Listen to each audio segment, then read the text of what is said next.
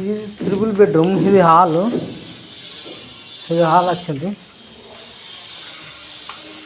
ఇది కిచెన్ వచ్చింది. ఇక్కడ పోతే బెడ్రూమ్ వచ్చింది. బెడ్రూమ్కు మళ్ళీ బాత్రూమ్ వచ్చింది. ఇక్కడ బాత్రూమ్ వచ్చింది. మళ్ళా ఇక్కడ కామన్ చుట్టాలు ఇట్లా వస్తారు కదా బంధువులు, ఇది కామన్ బాత్రూము. మళ్ళా ఇక్కడ బెడ్రూము. బెడ్రూమ్కు మళ్ళా ఇక్కడ